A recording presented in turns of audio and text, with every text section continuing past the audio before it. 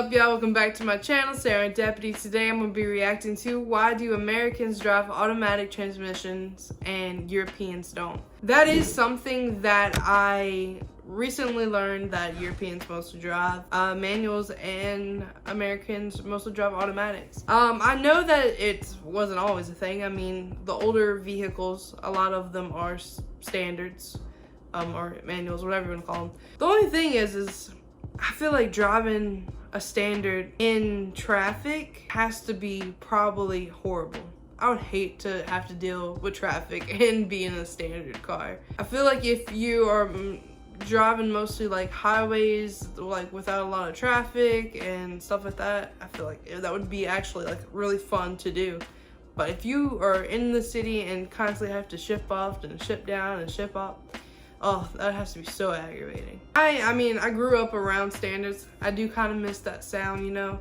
I don't know if that was the normal sound that a standard should make, or were they just like toe to hell up? Because the standards that I've seen and I've been in, and yeah, they took a beating. There's a certain sound where if I hear it now, it just takes me back to childhood. I did try to drive a standard one time, but I could never even get into first gear, so yeah. It's like, I understand it. Like, I understand the, you know, the shifting of the gears and all, but it's the feet that I can't, well, I only ever tried it one time. I couldn't get releasing the clutch and hitting the gas at the same time. Well, not the same time, but you know, letting off one and pressing down more or whatever. I don't know. But yeah, let's see what happened. Why did it switch? Why do most Americans compared to Europeans drive automatics? I learned to drive with my mother's Mini, and when I turned 18, I went to get my driving license. It was a manual transmission car, like 90% of all cars in Belgium, where I live. When I turned 20, my father said I should drive his car to the restaurant we were heading for my birthday dinner. It was an automatic transmission car. A whole new world opened to me. I don't have to shift gears anymore. My left leg is free. Wow! I didn't think about it too much, as I thought it was something additional. A luxury on a higher end car to have, like the Mercedes that my father had. 6 months later, I found a company for my international internship in the land of opportunity. Okay, sorry about that. A buddy of mine and I rented a car for the first 2 weeks, and the only option available, automatic transmission. Well, okay, no problem. I drove it once, I thought, and we got it. Later on, we bought an old 1991 Toyota Celica GT with automatic transmission. Well, that's odd, we thought. An old car with automatic transmission? In my mind, I'm still associating automatic transmission being for luxury cars, so I couldn't place it well. 1 month later, during my internship, my boss asks to get something, and I could use his car. When he hands over the keys, he says, "Can you drive a manual transmission?" And I was like, "Yeah, of course, I've got my license." And then he responded, "But this is the States, man. Not everyone can drive it." It got me thinking, what does he mean? Are Americans bad drivers? Yes. When I arrived back in the office, I asked my colleagues what kind of transmission they have in their car, and all of them answered with automatic. I was shocked to hear it.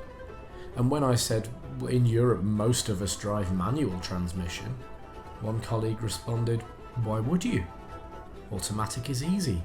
Why would anyone take the harder option?" I went away and did some research and found out the following information. In Europe, 80% of all new cars are manual transmissions, where in the States it's around 5%.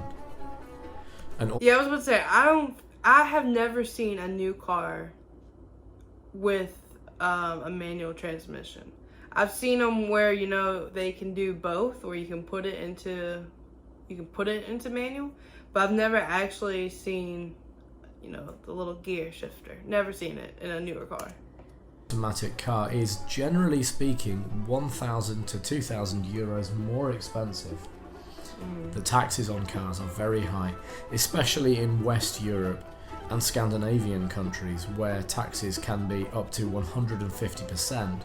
So getting an automatic over there is a huge amount of extra money you'd pay. Yeah.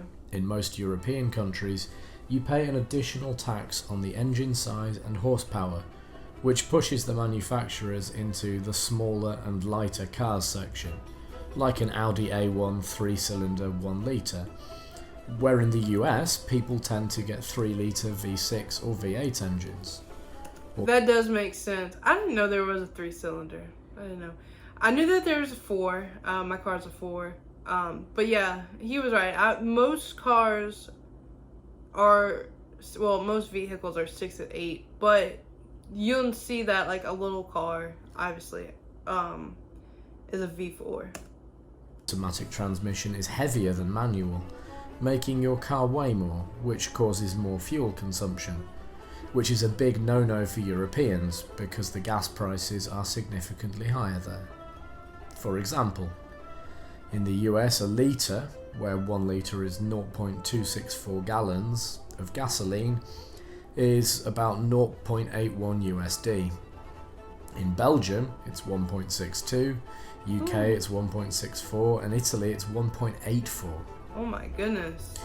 Driving a manual car is harder, and you need to regulate the clutch properly, or you will consume more fuel, which in proportion gets higher if you drive a V6. That has me thinking if I had a standard, because I already get really good mileage for my car.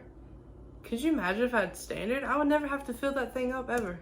Or V8 US car instead of a V4 Euro car. The maintenance and repair costs of automatic cars are also higher compared with the manual. Yeah, I know about that one. Europe has a dynamic topography. The continent is dominated by narrower roads, hilly areas, crowded cities, and bumpy terrains. Driving through the roads of Europe thus calls for ultimate driving experience with manual transmissions. Moving the gears up and down is more common when driving through the countryside area, hence manual offers seamless acceleration around the corners. To summarise, the differences are mostly economical and geographical reasons, not really the way how people like to drive. What do you think will happen in the future? Will the trend keep on going? I think, right? You would think that, I mean, it's been like this for this long. What would change? Or will we see a change because of electrical vehicles? Oh. Let me know in the comments. And if that makes sense with electric, so it might change. That is really interesting. I never really thought about it. Manuals usually are smaller cars, and if there's smaller roads to be able to fit on, you know, you have to go with that. And I didn't realize how much taxes and everything gets added for certain countries or European countries to get automatic transmission. So obviously you're gonna go the cheaper route. You're not gonna get an automatic if you don't have to, you know? And not only that, but the gasoline is expensive. Wow, over there. I didn't realize it was that expensive.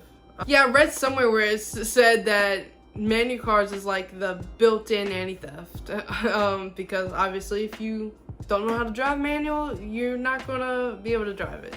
I do want to like learn how to drive a manual. I was literally thinking about it not too long ago because I really want to do it and it seems fun. I just think traffic would be like a nightmare to do it. But yeah, I hope you enjoyed this video, and like always, there's more to come, and I'll see you in the next one.